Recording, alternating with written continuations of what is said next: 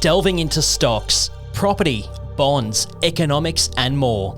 This is the Stock Market Mentor podcast. Taking an unconventional stance, we challenge the industry to help you protect your investments and empower you with the knowledge to become a savvy investor. We don't provide financial advice. Here's Steve Moriarty, Tom Hill, and Jacob Sr.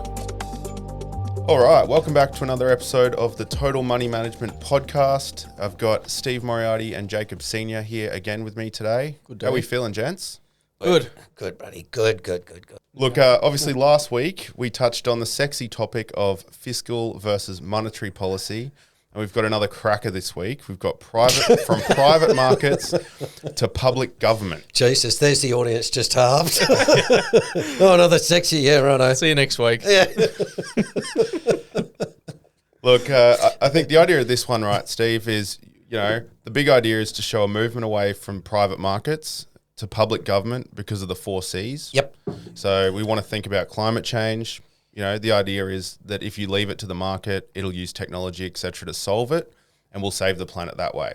But we can see that technology alone will not save us, as it costs money, and some have money, and some don't have money. Yep, absolutely. You can't privatise air. Yeah, It's basically. I think before we get stuck into it, acknowledging the fact that we're cycling, we're coming towards the end of a cycle, moving into a new one. Yep. Past 40 years, we've had less government and more private markets, and we're starting to see the nuts and bolts loosen up a little bit now. So we're expecting a change. So I think, I'm keen to discuss how it's going to affect investors and our listeners and followers. Yeah. And what we can do to kind of protect them and ourselves as much as possible. Yeah, I think it was like we mentioned in the last one about monetary to fiscal policy. What we're trying to get across is that idea of change, substantial change, dare I say it, paradigm changes. And so, again, the way you've done it for the last 30 or 40 years is not going to be the same over the next 30 or 40. That's the argument. Right. And from there you can go, okay, Steve, well, that's great. What's going to change? Right. And that's what we're doing in these series is sort of saying, here's the way things are changing. And, today we're talking about the private markets have been dominant for 30 or 40 years. Right. Because, again, in 1980, government said, right, we're going to sell off Telstra. We're going to sell off the Commonwealth Bank. We're going to sell off CSL. Right. How many people know CSL, Commonwealth, right, government, Commonwealth Serums Laboratory, right? Why is it such a great company? Because it had a bloody monopoly for 50 years as a government entity. All I know is people have made a lot of money off that stock. Exactly. But you know why? Because it had this beautiful 40 to 50 to 60 to 100-year run where it was a government monopoly. It got the best of everything, right? Because it was a public entity, right? That's if you flip that to Qantas, right, which was a government entity. Qantas is a shit show. Why? Because it's in this really rampant competitive environment, right? CSL had a moat, as everybody likes to talk about, right, whereas Qantas didn't. Telstra's really struggled. Why? Because it's in a competitive industry now, right? So, but the point being, those governments sold down a lot of assets, gave it to the private sector. Some, like CSL, have done well, and others like Qantas and Telstra have really struggled, right? And so what we're seeing now is we're seeing, again, because as you said, Tom, about climate change and stuff, we're moving back to what I say is public government, right, which is really from private to government. It's simply saying you're not going to solve climate change by monetary policy, nor are you going to solve it by just leaving it to the market.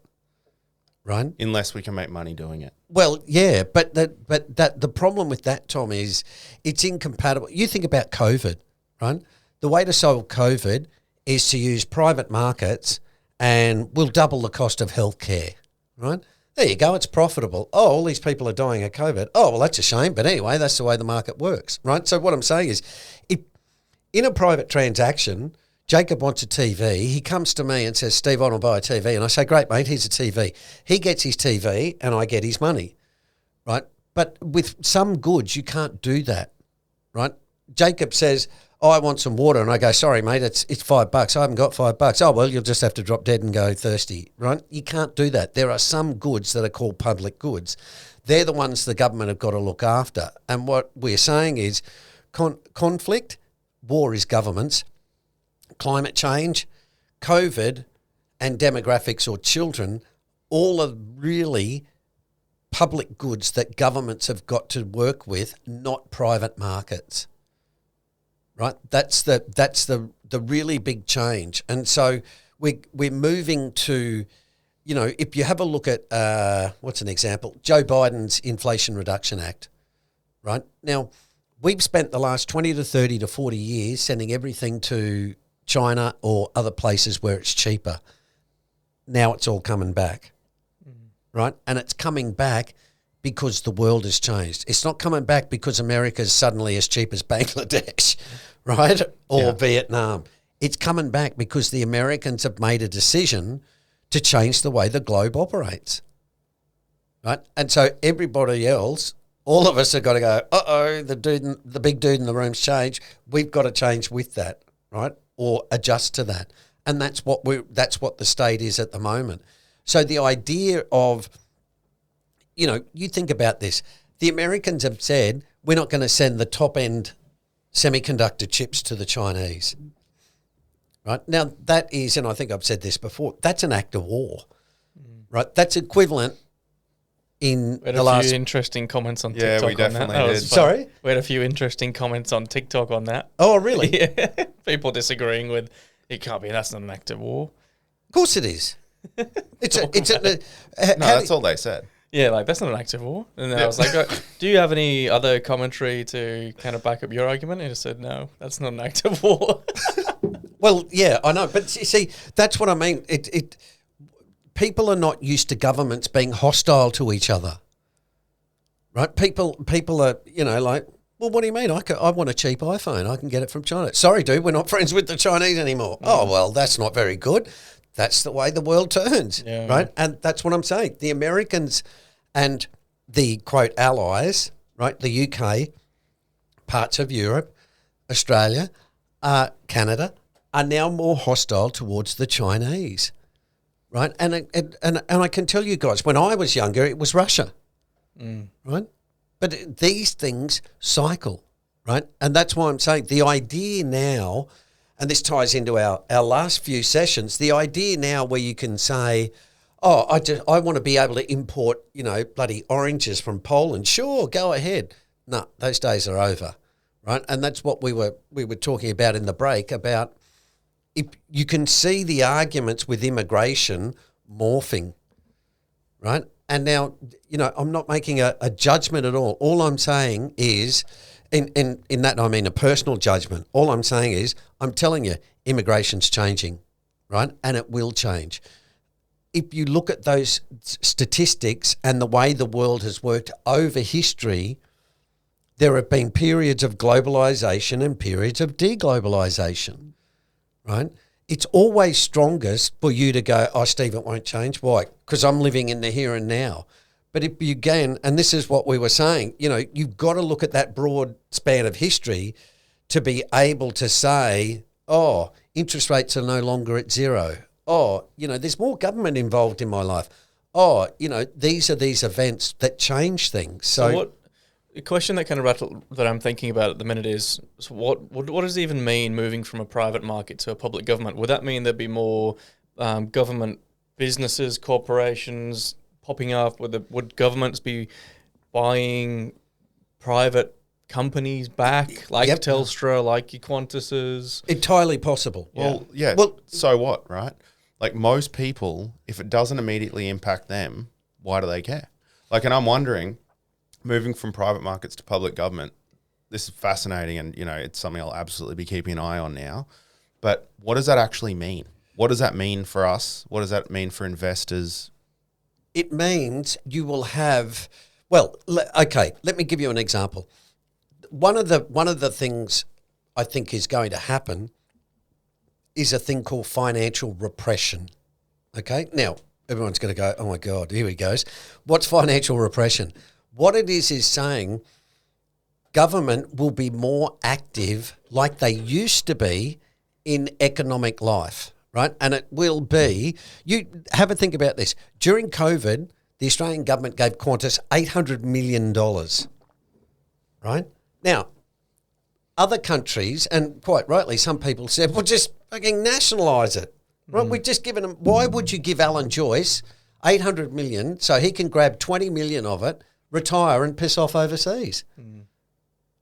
That's inequitable. So what you're seeing, Tom, is you're seeing a move away from that private stuff more into people saying, well, we don't want private roads, right? We're sick of bloody well tolls and tunnels because it costs a lot of money, right? We just want to drive on public roads.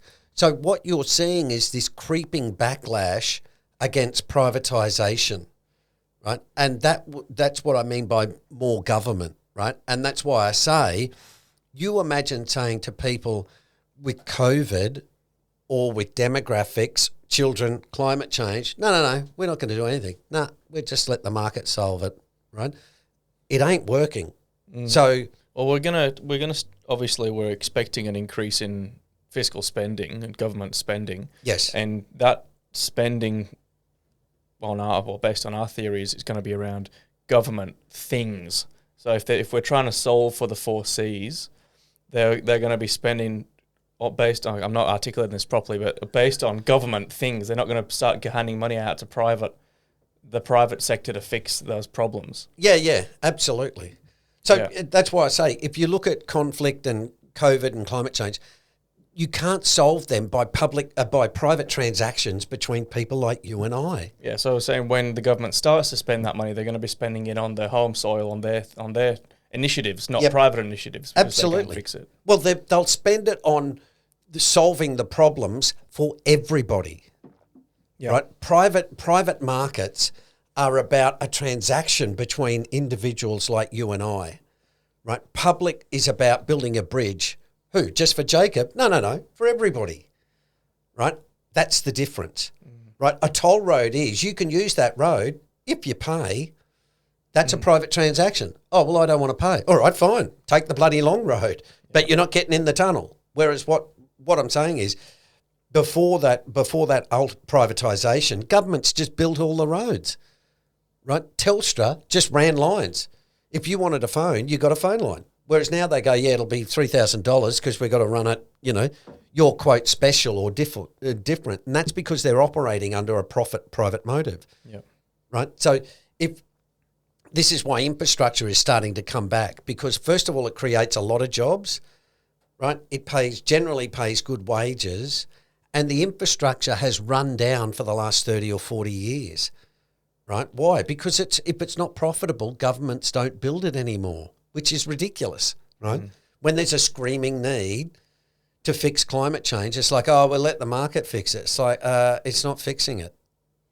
So governments have got to step in and say, all right, we're going to have a carbon tax, right? Or we'll have regulations. But my point, back to your question, Tom, is saying governments are going to be forced to become more involved, right? That's what's going to happen. They will undergo a fundamental change because, as we talked about previously, you can't push monetary policy anymore, right? Because there's too much debt. So if I'm going to think about this as an investor and I go, all right, I'm going to expect governments to start spending more on infrastructure, injecting some more money in the economy that way. Does that mean, okay, the investment opportunities might be in commodities, yes, metals, that kind of thing? Yeah, like we talked about last time, right? If governments go on you imagine this, right? It's governments say, righto, we're going to spend, billions of dollars on road building, right? Well, what do? Well, you buy, resources attached to road building, or the companies that build roads or stuff like that, right? That's what you got going on, or what you had going on in property booms, right? By the home builders. In the last mining boom Australia had, you bought all the mining services companies, or you bought BHP, or you bought Rio, or you bought a junior miner in iron ore, right? Fortescue Metals, right? 25 years ago was like 1 cent on the ASX, right? That's what I mean. And that's why what I'm saying is the idea of, you buy all these, unicorn startups and they'll get you rich that's probably not going to happen. With inflation and the other things we talk about, it'll be really boring stuff like Warren Buffett buys, right? Buffett's been buying oil. Coal. Right? Things like Buffett's buying railroads. I mean, it's not that boring when it goes up. Absolutely. I remember But that. it's boring, Tom, if you bought a tech stock that, hey, dude, like who wants to buy oil when you can make 500% in crypto or in lithium or, that sort of stuff? To be honest, some of those energy ETFs you recommended, I did over 100% on those. Yeah, I know. But that's what I mean. Steve's a unicorn, Tom. Steve's the unicorn. He's the unicorn. Yeah. No, but the point being that's, people will say, oh yeah, but Apple's gone, Microsoft I think has doubled in a year or 2 years or something, right? That's what people look at. But what I'm saying is, you think Microsoft's going to continue to go up if it's on a PE of 55? Because I haven't seen it done a lot of the time. Now, you could absolutely be right. Tesla proved us wrong for a bit. So far. But it stops. Absolutely. Well, it's the same thing, dare I say it, people are talking about Bitcoin and blah, blah, blah. And it's like, yeah, but it went to 65,000. So somebody bought it at 65,000. Now it's on, 39, I think. Yeah. But what people do is they want to talk about it going from 30 to 39, not from 65 to 39, right? But again, as I say, you've got to remember, all of those stocks are all held by somebody bought at a price, right? It's just a matter of where you buy it and where you sell it. Some people might look at oil, right, and go, yeah, well, that's bullshit because I just bought it 6 months ago and now it's fallen 25%. It's like, there you go, right? The price you buy at is really, really important. And that's why I'm saying if the investment world is shifting, things that look really cheap, like these are not recommendations, but you look at steel builders, right? Because what we're going to be doing is if we're going to be fighting with China and Russia, there's a whole raft of resources where we're going to say, nah, stuff the Chinese, we're not buying their steel. We're going to buy Blue Scope steel and we're going to manage the economy. How? Via government. We'll create incentives to say, no, Blue Scope steel, because we need to ensure we've got enough steel capacity in this country if we're going to go into a conflict, right? And I don't know if you saw, it was a couple of weeks ago, maybe even last week, America is reliant on Russia for nuclear processing. Right? And we've talked about this before. America is reliant on Chinese processing for a whole raft of minerals. Right? Why? Because they let it all go to China. Why? Because we're all friends. Well, we ain't friends anymore. And they can do it cheaper. Well, that's why I'm saying semiconductors, that's an act of war. Right? Yeah. Because what they're saying to China is, we're not going to give you the latest semiconductors that assist you with guided missiles that can be aimed at America and kill Americans. Right? Because that's what we've been doing. Right? That's why I say to you, it's absolutely nuts. Yeah. But that's where the private market says, Jacob, don't be crazy. We can buy our bombs from China. It's like, oh, yeah, good idea. Where do we aim them? We aim them at China. Oh, hang on, Steve, that doesn't make sense. Oh, no, we're all friends. Right? That's why it's changed. Yeah, I think it's fitting as well, given that all the global markets are insanely expensive. We're talking about deglobalization and moving to certain policies. It kind of all, when you think about it at a macro level, it all does make sense. If the market starts to fall, it's going to be based on something like deglobalization. Countries are going to start to look at their own 2 feet rather than what's going on elsewhere and fix the infrastructure in their own countries. Really, it could be in a way until everything blows over. But they're going to start thinking about their own, moving to more of a government type approach where they fund their money. I mean, Australia, we've got the Olympics coming up, so we're going to want to build infrastructure in Brisbane. Yep. It all does, when you think about it, fit in to the markets turning at some point, and then everyone going, all right, let's fix our own countries first again, and then we'll start over the next 20, 30 years to travel and become friends. Yeah. See, you think in 1980, this is why history is so important. The ones who globalized the economy wasn't the private sector, right? It was governments agreeing that they should open up their borders, float their currency, sell their assets, right? That's government decisions. Yeah. Right? The private markets have benefited from that. And what I mean by that is saying people have got to get their heads around the idea of what you said before, Jacob, is about governments becoming more involved in life, right? You didn't get a cheap iPhone because of the private markets. You got a cheap iPhone for a whole raft of reasons. One of them was the Americans did all the military technology on the camera in that phone. Right, that was developed by the American military. All of the other, funky batteries and all of those parts, they're all done from military research, right? And the Americans then handed over to GPS systems, right? They were all military researchers, right? Solar energy is all about getting, backpacks with solar energy and, that sort of stuff. Then it goes out to the private sector, right? So my point being, people get this idea that the world operates, just through sheer supply and demand.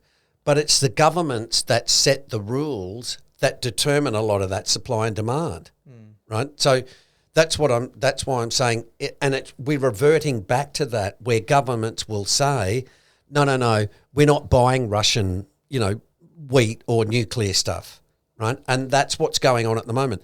The Biden administration is making arrangements with manufacturing, and they're tying up Australian rare earth producers, blah, blah, blah, because what they're doing is saying we're preparing ourselves for a world where we don't rely on the Chinese anymore. And the Chinese are over there saying we need to build our own semiconductor industry, not saying, oh, no, let's just buy those really good ones off the Americans, because those relationships are now hostile. So I think we've obviously covered conflict and COVID, but what about climate change, and how does it impact that? Well, the governments, again, climate change is a global issue, right? In terms of, you can't say... but it's been a global issue for 30 or 40 years, right? But and that's what I mean. It's not like the Americans can say, no, we're not going to participate, and we'll just have it 1 degree hotter here, right? Because it affects the whole world, right? So there's only one solution, right? It's a little bit, dare I say it, there's only one planet, right? Yeah. And that's what I say with climate change, but also with water, biodiversity, rainforests, all that sort of stuff is where we've tried private markets, right? Okay, we'll let the private sector drive technology, and that will solve climate change, right? And everyone's talking about solar power and wind power and blah, blah. It's like 2%, right? Or 3%. So the governments will come in with more stricter rules, absolutely, and policies, and turn a carbon tax. Yeah. Right? We're going to put a carbon tax in, and that's why I'm saying that's how things get cheap and expensive. Why is an iPhone cheap? Because we're letting China build them, right? And if we said, no, we're not letting them build them anymore, your iPhone's not going to be cheap, right? That's what's going on. That's how it impacts things like climate change. We have to make things generally really more efficient or more expensive to change people's behaviours. Well, this is why I say, if you look at private markets, it's a bit like lighting, right, or water. You turn the tap on, water comes out. Where's the water shortage, right? I turn the light on and electricity comes on. Where's the electricity problem? But they're connected deeply to climate change and water stuff. It's only when you turn the tap on and go, where's the goddamn water? It's like now you realise you've got a water problem. Yeah. Right? Then you say, hey, listen, we need to start, It's like in, what country is it? South Africa at the minute, where they're running on, I think, 4 hours electricity a day, and for the rest of the time the government turns it off. Yeah. So people are cold, they're hot, they're freezing, and the government says, no, we don't have enough electricity because Russia are not giving us any. That's so perfect. Look at Europe. Yeah. Right? Europe is sitting there going, particularly the Germans, we've spent the last 40 years going, man, we're getting $2 gas from Russia. This is fantastic, right? And what do the Germans do? They build these really great cars and they sell them to everybody. Well, now the gas is not coming from Russia and they've got to pay a higher price for gas. Well, that means their cars are now not as cheap as they used to be.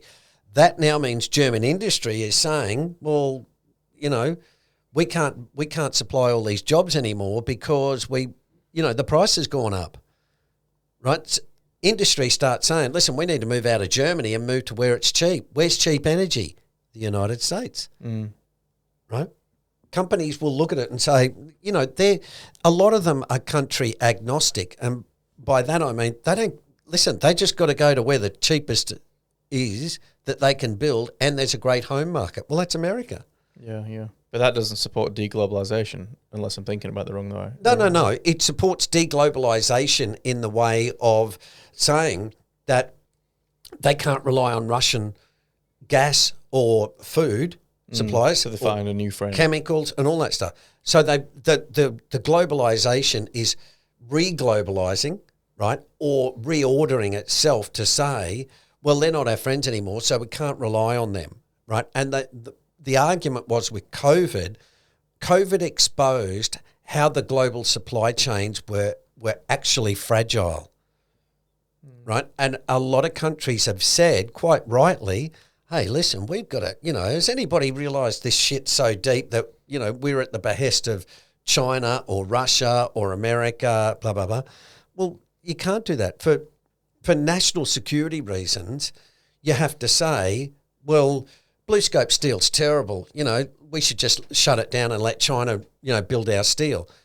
From a national security point of view, you go, well, hang on a second. Absolutely not.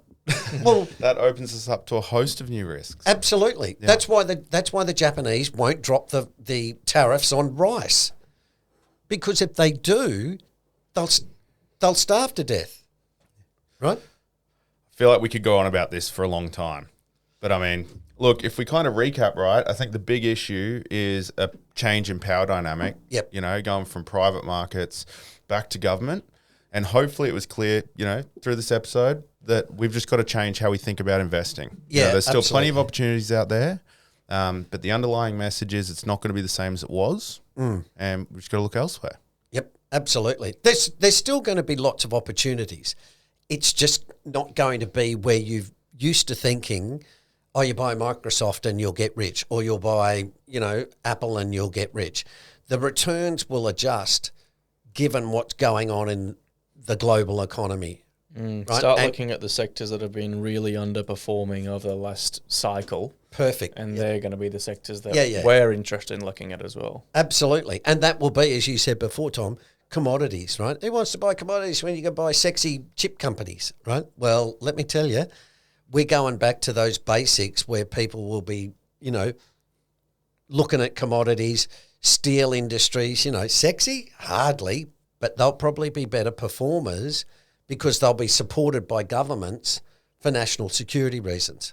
Jacob might have to start trading corn. Jesus. Bitcoin. Bitcoin. All right. Let's wrap it up. People are probably asleep now, but thanks again for joining us. As again, head to the website, totalmoneymanagement.com.au if you're interested in learning more. We've got an abundance, probably about 15 years worth of content on there that you'll get stuck into. So again, if you have any questions, just reach out on there. And please let us know. If there's anything you want us to cover in the next episode, just reach out. Awesome. Cheers, folks. Bye. That's it for another episode of Stock Market Mentor. We hope you have enjoyed the show, and if you have any questions about the episode or want to discuss how we can help you become a better investor, please feel free to contact us at support@stockmarketmentor.com.au. We'll see you next time.